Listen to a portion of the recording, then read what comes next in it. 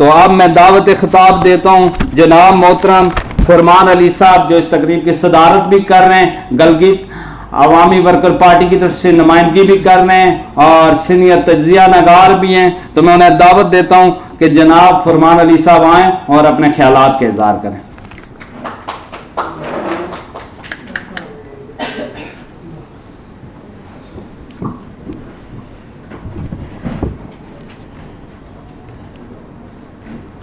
محترم سیاسی قائدین آزاد کشمیر اور شرکائے محفل، میرا خیال ہے کہ آخری جیسے لیاقت صاحب نے کہا صدارتی کلمات کے لیے کچھ نہیں بچتا ہے سوائے اس کے کہ آپ سب کا شکریہ ادا کر سکتے ہیں کہ اتنے کم شارٹ نوٹس پہ اور ان مشکل حالات میں آپ نے اپنے قومی ذمہ داری کا احساس کرتے ہوئے اس کانفرنس میں شرکت کی. البتہ ایک دو چیزوں کی وضاحت ضروری ہے. میں سمجھتا ہوں کہ وہ دور اب گزر چکا ہے. گلگت بلتستان میں بہت کچھ تبدیل ہو چکا ہے. جو پڑھے لکھے نوجوان ہیں، باشعور نوجوان ہیں، وہ اپنے آپ کو ایک براڈر جو کشمیر کا جو ایشو ہے اس کا حصہ سمجھتے ہیں، اور یہی وجہ ہے کہ ہم آج ایک ساتھ یہاں بیٹھے ہوئے ہیں. تو ایسا نہیں ہے کہ پاکستان کے جو رینٹیئر اسٹیٹ ہے یا یہاں کے جو کولونیل اسٹیٹ ہے ہم اس کا حصہ بننا چاہتے ہیں. اگر ایسا ہوتا تو یہ جو مختلف قسم کے چیزیں یہ بہانے سے ہمیں انٹائز کرنے کی کوشش کرتے ہیں، کبھی کوئی پیکیج آفر کرتے ہیں، کبھی پروویژنل پرومس کا پیکیج آفر کیا جاتا ہے، لیکن آج کا نوجوان گلگت بلتستان کا اب ان ہیلے بہانوں کا حصہ بننے کے لیے تیار نہیں ہے. یہی وجہ ہے کہ ہم نے آپ کو یاد ہوگا اس کانفرنس سے بھی پہلے فیبروری مارچ میں اسی پریس کلب میں جب یہ بہت زیادہ پروویژنل پرومس اس کا حصہ یہ پچھلے حکومت جو ہے پی ٹی آئی گورنمنٹ جب اس پہ زیادہ زور دے رہی تھی تو یہاں پہ کانفرنس کیا گیا تھا اور ہمارے گلگت بلتستان اور کشمیر کے جو پروگریسو ساتھی تھے توقیر گیلانی وغیرہ وہ سارے اس میں موجود تھے. تو بھرپور طریقے سے اس کی مخالفت کی گئی اور اس کے نتیجے میں میرا خیال ہے کہ وہ پروجیکٹ اب پیچھے چلا گیا. لیکن اب ایک اور نئے شکل میں وہ کشمیر میں بھی اور گلگت بلتستان میں بھی ہمارے وسائل اور جو خوبصورت سیاحتی مقامات ہیں، جو نیچرل ریسورسز ہیں، ان پر قابض ہونے کے لیے اب ایکٹ آف پارلیمنٹ کے تحت یعنی اتھارٹیز کے ذریعے سے ایک تو گلگت بلتستان میں ریونیو ایکٹ بل جو ہے لایا جا رہا ہے، اور ایک تو ٹورزم اتھارٹی کے ذریعے سے، اور دوسرا کشمیر میں جو ٹورزم اتھارٹی اور 15th امینڈمنٹ. اب وہ ان کے ذریعے سے جو گلوبل نیو لبرل کیپٹلسٹ جو فورسز ہیں اور ان کے جو کرونی کیپٹلسٹ سسٹم جو یہاں پر ہیں پاکستان میں جو قوتیں ہیں، وہ اب ڈیسپریٹلی ہمارے جو وسائل پہ اس بہانے سے اب قابض ہونے چاہتے ہیں. تو وہ یہ بہت سیریس معاملہ ہے اور اس پہ ہم سب کو مل کے مزاحمت کرنا چاہیے.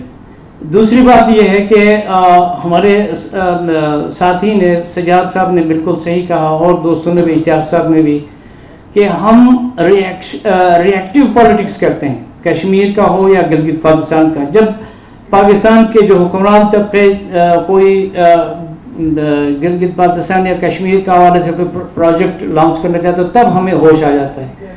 ہم ابھی اس ہال کے اندر دیکھیے، اس ہال کے اندر 1 درجن سے زیادہ یعنی گروپس ہیں، تنظیمیں ہیں.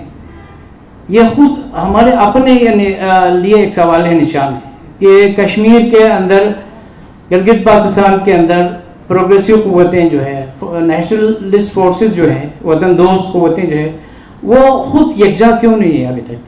یہ خود ایک بنیادی سوال ہے ہمارے سامنے کہ ہم ابھی تک منیمم پوائنٹس پہ یکجا ہو کہ کوئی لیفٹ نیشنلسٹ یعنی ایک پلیٹ فارم بنانے میں کامیاب نہیں ہو سکے.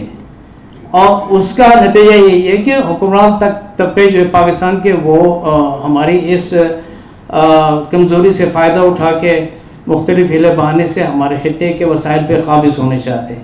تو یہ اب ہسٹری کے حوالے سے پروفیسر صاحب نے بھی بات چیت کی اور سارے دوستوں نے جو گریٹ گیم کے نتیجے میں کشمیر کے ساتھ جو کچھ ہوا 1854 کے بعد، اب اس گریٹ گیم کا ایک نیا فیز نیو گریٹ گیم کے طور پہ جو ہے ہمارے خطے میں صرف کریکٹر بدل گئے. واقعی تو ان کا جو ڈیزائنز ہے ایمبیشنز ہے وہ تو ایک ہی ہے. یعنی 1854 میں جو کریکٹرز تھے وہ تو زار روس تھا اور برٹش امپائر تھا. اب اس وقت کریکٹر چینج ہوئے، اب تو چائنا ہے اور امریکہ کا یہاں پر جو ہے عمل دخل زیادہ بڑھ رہا ہے. باقی ہمارے پاکستان کے حکمران تو ان کے پٹھو ہیں. جو عالمی کیپٹلسٹ جو فورسز ہیں وہ اس اہم خطے پہ ان کے وسائل پہ جس طریقے سے قابض ہونے چاہتے ہیں وہ مقامی اپنے جو پٹھو حکمرانوں کے ذریعے سے کرنا چاہتے ہیں. تو اس کو ہمیں سمجھنے کی ضرورت ہے ان چیزوں کو براڈر یعنی کانٹیکسٹ میں. اس کے بعد پھر ہمیں اپنے طاقت اپنے صفوں میں یعنی اتحاد اور ایک صف بندی کرنے کی ضرورت ہے. تو تب ہم اتنے بڑے طاقت جو ہے عالمی طاقتیں ہیں، مقامی حکمران طبقے ہیں، ان کے خلاف کوئی مؤثر جدوجہد متبادل پروگرام کے طور پہ ہم پیش کر سکتے ہیں.